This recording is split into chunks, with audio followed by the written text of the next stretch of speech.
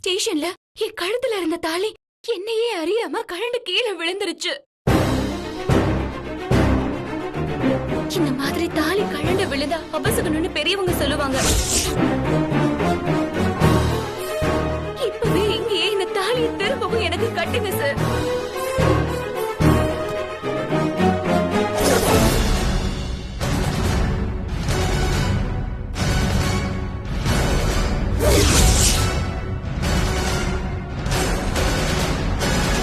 மயிலு ஆன்ட்டி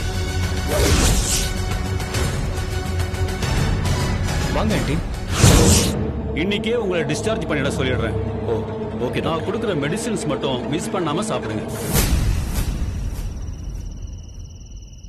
மயிலு மயிலு அம்மா என்னம்மா? வா. ஜீவா தம்பி இந்த நிலைமையில வெளியில போய் சாப்பிட முடியாதுமா. பாவம் மத்தியானத்துக்கு மேல என்ன சாப்பிட்டாரோ தெரியல. அதான் சீக்கிரமே டிஃபன் செஞ்சுட்டேன். இந்த இட்லி கொண்டு போய் கொடுத்துட்டு வந்துரு. சரிம்மா குடு. மயிலு அம்மா கொடுத்துட்டு உடனே வந்துடாத. இந்த நிலைமையில சரியா சாப்பிடணும்னு கூட தோணாதுமா. நீதான் கூட இருந்து அவரை சாப்பிட வைக்கணும். சரிம்மா நான் பாத்துக்கிறேன். மயிலு எனக்கு உடம்பு முடியாதப்பெல்லாம் அந்த தம்பி தான் ஓடி ஓடி வந்து உதவி பண்ணுச்சு. ஹாஸ்பிட்டலுக்கு என்ன எத்தனை தடவை கூட்டிட்டு போனாருன்னு உனக்கே தெரியும்லம்மா. ராத்திரி பகல்னு பார்க்காம அவர் நமக்கு செஞ்ச உதவியெல்லாம் என்னால மறக்கவே முடியாது மயிலு. இப்ப அவருக்கு உடம்பு முடியாத சமயத்துல நாம தான் அவரை நல்லா பாத்துக்கணும். பாவம் அந்த தம்பிக்குன்னு இப்ப யாரும் இல்ல. வெற்றி தம்பி கூட கூட இல்ல. இந்த நேரத்துல நம்மளால முடிஞ்சதை அவருக்கு கண்டிப்பா நம்ம செய்யணும்ல. அவரு சாப்பிட்டதும் கொஞ்ச நேரம் கழிச்சு மாத்திரை எடுத்து கொடுத்து அந்த மாத்திரையையும் சாப்பிட்டதுக்கு அப்புறம் நீ கீழே இறங்கி வா. சரிம்மா நான் பாத்துக்கிறேன்.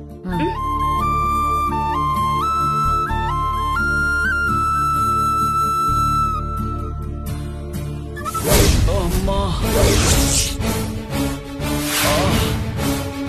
ஐயோ சார், ஜீவா சார்.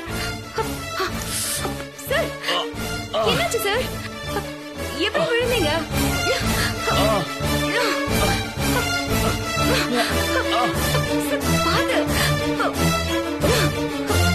பாத்து சார்.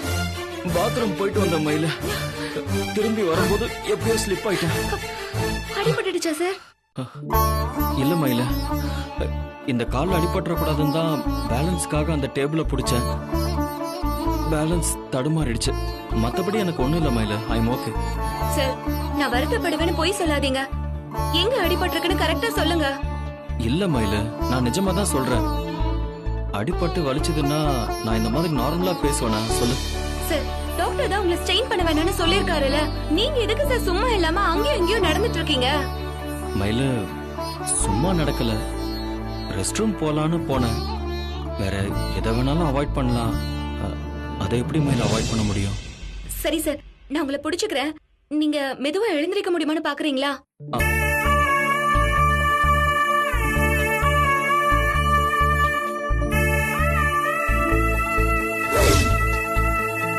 இல்ல மயில. பாத்து சார்.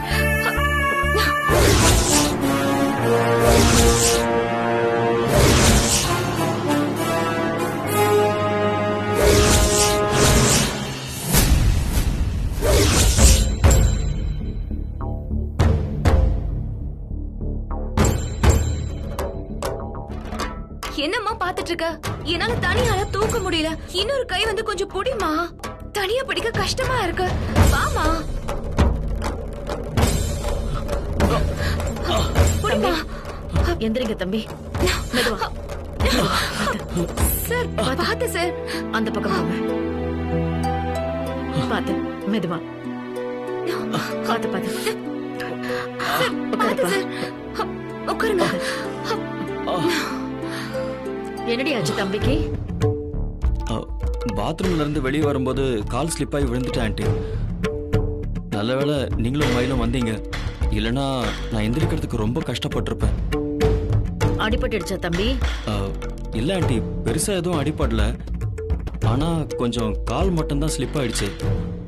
சப்போர்ட் இல்லாம சட்டுன்னு எந்திரிக்க முடியல. அதான் மயில தூக்கி விட்டா.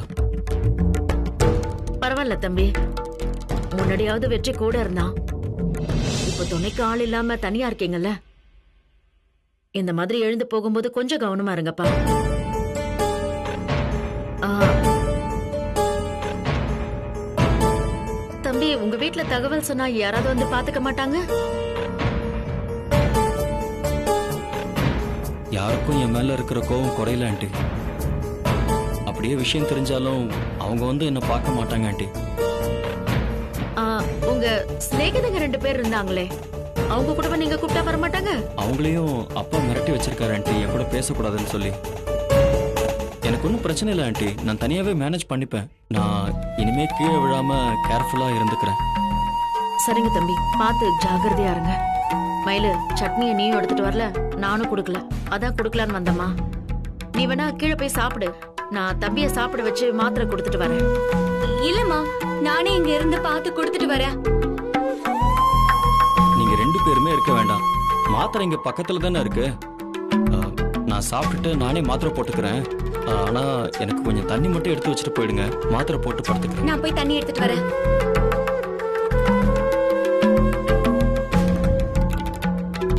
சார், இங்க தண்ணி வைக்கிறேன், குடிச்சுக்கோங்க. பரவாயில்ல ஆண்டி. இருக்கட்டும்ப்பா. அப்புறம் எதுவும் மிச்சம் வைக்காம எல்லாத்தையும் சாப்பிட்டுருங்க சார். ஆ, பாத்திரத்தெல்லாம் இங்கேயே வச்சிருங்க, காலையில நான் எடுத்துட்டு போய் வாஷ் பண்ணிக்கிறேன். நீங்க ஒன்னும் ஸ்ட்ரெயின் பண்ணிக்காதீங்க. சரி மயில். நீங்க சாப்பிடுங்க. வா. சரிம்மா, டேக் கேர்.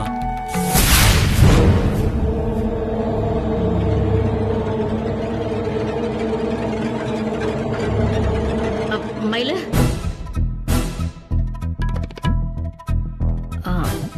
மாப்பிள்ளையும் நானும் வீட்டுல தானமா இருக்கோம்.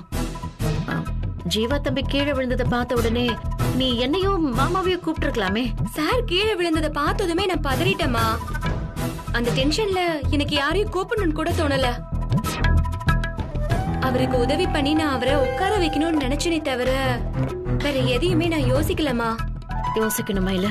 நாம யாரு, நம்ம யாருக்கு உதவி பண்றோம், நம்ம சூழ்நிலை என்னன்னு எல்லாமே யோசிக்கணும். சட்டுன்னு அவசரப்பட்டுட கூடாதுமா. என்னம்மா பேசுற நீ? யார் கீழே விழுந்து கிடந்தாலும் உடனே தூக்கணும்னு நினைப்போமே தவிர இதையெல்லாம் யோசிக்கவே தோணாதேமா. விழுந்திருக்கிறது வயசானவங்களோ இல்ல நம்மள மாதிரி பொம்பளைங்களாவோ இருந்தா யோசிக்க வேண்டாம்.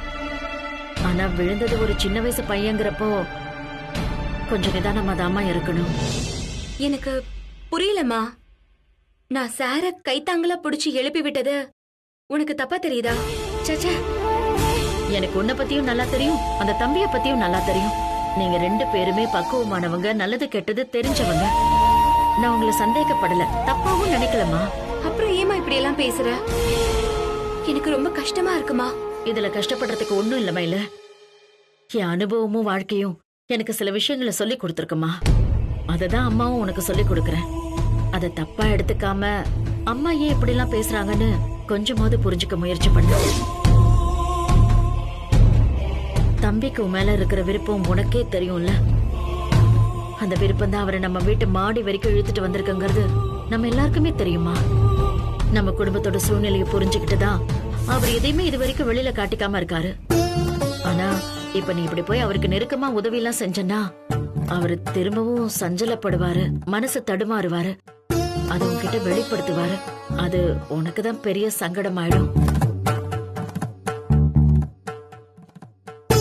சாப்பாடு கொடுக்கறது, மாத்திரை கொடுக்கறது, சின்ன சின்ன உதவி பண்றதெல்லாம் வேற. ஆனா அதை தாண்டி நெருக்கமா போயிடக்கூடாது மயிலு. நம்மளோட எல்லை எதுன்னு புரிஞ்சு நாம தள்ளி இருக்கிறது தான் நல்லது மயில. அம்மா, நான் அப்படிதான் இருக்கேன்னு உனக்கு தெரியாதாமா? ஐபிஎஸ்ங்கிற கனவை தவிர இப்ப என் மனசுல எந்த குழப்பமும் இல்லம்மா. நாம என்னதான் தெளிவா இருந்தாலும் நம்மள தடுமாற வைக்கிற சூழ்நிலை அந்த மாதிரி வரும் மயில. அப்போ புத்திக்கும் மனசுக்கும் ஒரு பெரிய போராட்டமே நடக்கும். புத்தியால அந்த சூழ்நிலையை ஜெயிச்சு வந்துட்டோம்னா பிரச்சனை இல்ல. ஆனா மனச பலவீனமாகி நாம தோத்துட்டோம்னா வாழ்க்கை முழுக்க அது பெரிய உறுத்தலா மாறிடும். அந்த ஆயுள் தண்டனை அனுபவிக்கிறத விட அப்படி ஒரு சூழ்நிலையை உருவாக்காம இருக்கிறது தான் நல்லது. அம்மா இப்படி எல்லாம் பேசுறது உனக்கு வருத்தமா இருக்கும்ல, எனக்கு புரியுது. ஆனா கசக்குதுங்கிறதுக்காக மருந்து கொடுக்காம இருக்க முடியாதுமா. உன்னை நோகடிக்கிறதோ காயப்படுத்துறதோ அம்மாவோட நோக்கம் இல்ல. நீ படுகொலையில விழுந்துட போறியோன்னு நான் பயப்படுறேன். பள்ளமா இருக்கு, பார்த்து போமான்னு எச்சரிக்கை தான் சொல்றேன். நாம எல்லாருமே சராசரி மனுஷங்க தான், உணர்ச்சிக்கு ஆட்பட்டவங்க தான். நம்ம மனசோட சின்ன தடுமாற்றம் வாழ்க்கை முழுக்க வலியா மாறிடக்கூடாதுமா. இதுக்கு மேல அம்மாவால உடைச்சு பேச முடியாது. நீ புத்திசாலி பொண்ணு, புரிஞ்சுப்பன்னு நம்புறேன். கோமதி அக்கா, ஆ, இரு. வா கற்பகம். ஆமாக்கா. என்ன இவ்ளோ லேட் ஆயிடுச்சு? உள்ள வரியா? வா. இல்லக்கா, ஏற்கனவே ரொம்ப லேட் ஆயிடுச்சு. என் வீட்டு சாவி கொடுத்தீங்கன்னா நான் கிளம்பிடுவேன். இரு மயிலு, கிச்சன் ஷெல்ஃப்ல அக்காவோட வீட்டு சாவி இருக்கு, போய் எடுத்துட்டு வரியா? சரிம்மா. மார்க்கெட்ல ரொம்ப கூட்டமா இருந்துச்சா? கூட்டம்லாம் இல்லக்கா, ஆடி மாசம் முதல் வெள்ளிக்கிழமை இல்ல, அம்மன் கோயில விசேஷ பூஜை நடக்கும்ல, அதுக்காக தான் பூஜை சாமான் புடவை நிறைய வாங்க வேண்டியது இருந்தது. அதனாலதான் லேட் ஆயிடுச்சு. எனக்கு அத பத்தி எதுவும் தெரியாது கற்பகம். என்ன பூஜை அது? ஆடி மாசம் முதல் வெள்ளிக்கிழமை அம்மனுக்கு விசேஷ பூஜை இல்லக்கா. அது மட்டும் இல்லாம எதிர் திசையில இருக்கிற குருவும் சுக்கிரனும் மீன ராசியில ஒன்னா சேர்றாங்களாம். 12 வருஷத்துக்கு அப்புறம் இப்படி ஒரே ராசியில குடியிருக்காங்களாம். வெள்ளிக்கிழமை பரணி நட்சத்திரங்கிறதுனால அன்னைக்கு விசேஷ பூஜை பண்ணா பிள்ளைங்களோட வாழ்க்கையும் எதிர்காலமும் நல்லா இருக்குமா. மயிலுக்காக எனக்கும் ஒரு வேண்டுதல் இருக்கு. நான் ஆசைப்பட்ட மாதிரி அவ பரீட்சையில பாஸ் ஆகி பெரிய ஆபீசர் ஆகணும். அதுக்கு எந்த தடங்களும் பிரச்சனையும் வரக்கூடாதுன்னு வேண்டிட்டு இருக்கோம். அப்படின்னா நீங்கள் அந்த பூஜையில கலந்துகிட்டு மயிலுக்காக வேண்டிக்க வேண்டியதுனக்கா? சரி கற்பகம். அம்மா. இந்தா. சரிக்கா, நான் வரேன்.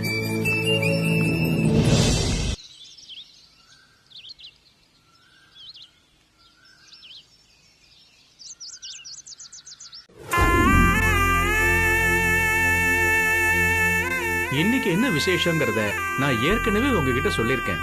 புதுசா வந்தவங்க இப்ப கேட்டுக்குங்க. குருவும் சுக்கிரனும் 12 வருஷத்துக்கு அப்புறம் இப்பதான் ஒரே ராசியில சஞ்சாரம் பண்றாங்க. பரணி தரணி ஆளுன்னு சொல்லுவாங்க. குருவும் சுக்கிரனும் ஒன்னா இருக்கிற இந்த சமயத்துல ஆடியில வர முதல் பரணி நட்சத்திர அன்னைக்கு நாம அம்மனுக்கு விசேஷ பூஜை பண்ணா நாம கேட்டது கிடைக்கும், வேண்டினது நடக்கும். எல்லாரும் நான் சொன்ன மாதிரி பிரார்த்தனையை முடிச்சிட்டு உடனே இங்க வந்துருங்க. பூஜையை ஆரம்பிச்சிடலாம். சரிங்க சாமி. சரிங்க. சரிங்க சாமி. வா.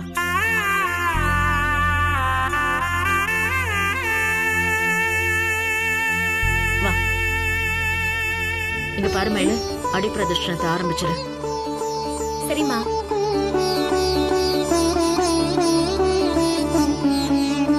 பாத்தேன்னு நல்லா புடிச்சுக்கோ. நம்ம வேண்டுதல் என்னன்னு உனக்கு நல்லா தெரியும் இல்லம்மா. நீ நல்லபடியா பரீட்சை எழுதி பெரிய போலீஸ் ஆபீசர் ஆகணும். நம்ம வைராகியத்துல நாம ஜெயிக்கணும். சரியா? மனசுல அதையே ஆழமா நினைச்சுக்கிட்டு அடி பிரதட்சணம் செய்யுமா, சாமியை கும்பிட்டுக்கோ. சரிம்மா. வா.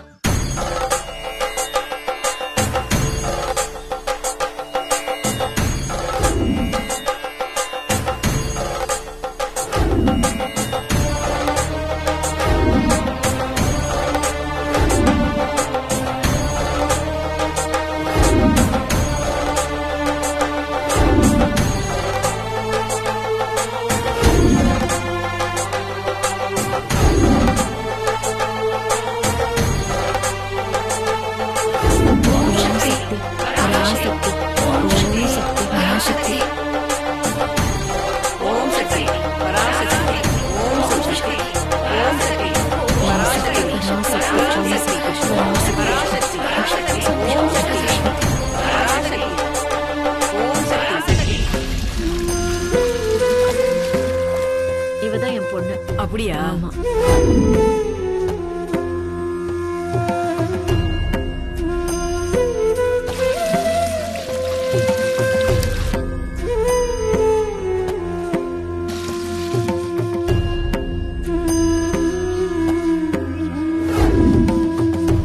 போயிட்டு வா.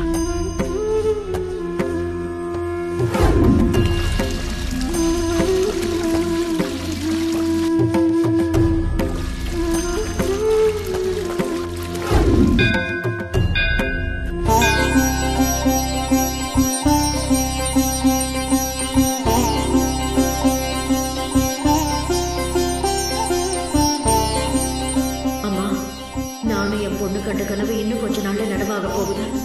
எத்தனை காலமா எங்களுக்கு பக்கபலமா இருந்த நீதான் மிச்சம் இருக்கிற தூரத்துக்கும் துணையா வந்து எங்க வேண்டுதலை நிறைவேற்றி வைக்கணும்.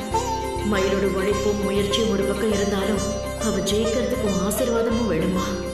உன் பொண்ணு நினைச்சதை சாதிக்கணும்னு ஆசீர்வாதம் பண்ணுமா?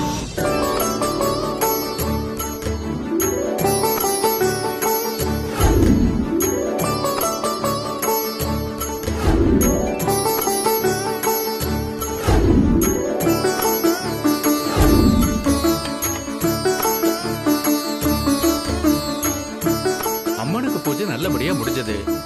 உங்க வேண்டுதெல்லாம் கண்டிப்பா நிறைவேறும். சுமங்கலிகளுக்காகவும் ஒரு விசேஷ பூஜை செஞ்சிருக்கோம். அம்மனுக்கு அபிஷேகம் செஞ்ச விபூதி குங்குமத்தை எல்லாருக்கும் பிரசாதமா கொடுக்க போறோம். சுமங்கலி பொண்ணுங்களும் கல்யாணமாகாத பொண்ணுங்களும் தனித்தனியா வரிசையில நில்லுங்க. கன்னி பொண்ணுங்கெல்லாம் பிரசாத பொட்டலத்தை வாங்கிட்டு போங்க. சுமங்கலி பொண்ணுங்க நீங்களே அந்த குங்குமத்தை வாங்கி உங்க தாலியில வச்சுக்கோங்க. அப்படி வச்சுக்கிட்டா உங்க புருஷனோட ஆயுள் பலம் கூடும். அவங்க மாங்கல்யத்துக்கு எந்த ஆபத்து வராம அம்மன் பாத்துக்குவா. அதனால எல்லாரும் வரிசையா அங்க போய் நில்லுங்க. நான் வரேன். சரிங்க சார். வாங்க. ஜீவா சார் இப்பதான் ஒரு பெரிய கண்டத்துல இருந்து தப்பிச்சு வந்திருக்காரு.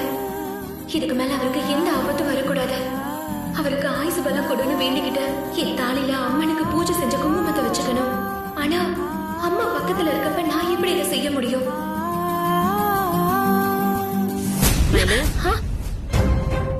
நல்லா சாமியை கும்பிட்டியாமா? வேண்டிக்கிட்டம்மா. அப்புறம் என்னம்மா யோசிக்கிற? ஒண்ணும் இல்லம்மா. இத பாரு, மனசுல எந்த குழப்பத்துக்கும் இடம் கொடுக்காத. அம்மன் நம்ம வேண்டுதலை நிச்சயமா நிறைவேற்றுவான். நீ போய் வரிசையில நின்று பிரசாதத்தை வாங்கிட்டு வா. நான் பிரகாரத்தை சுத்திட்டு வந்துடுறேன். என்ன? சரிம்மா.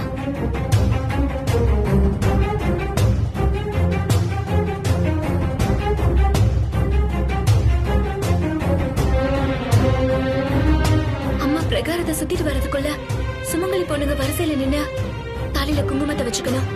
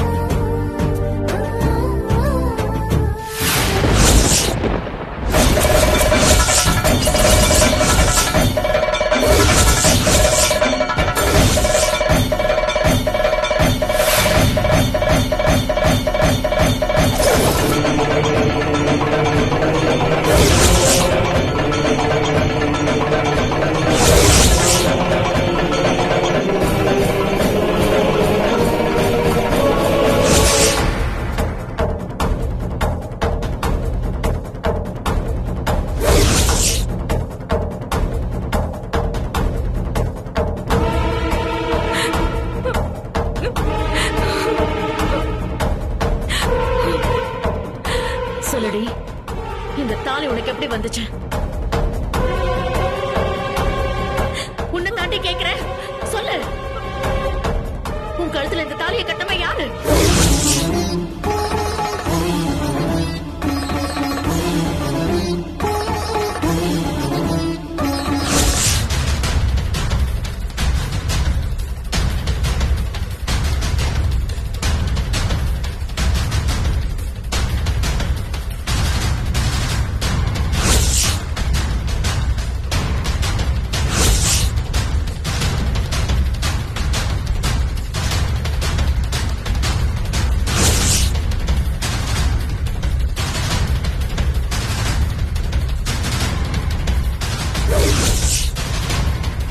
இந்த அயோக்கியத்தனத்தை பண்ணது ஜீவாதானா?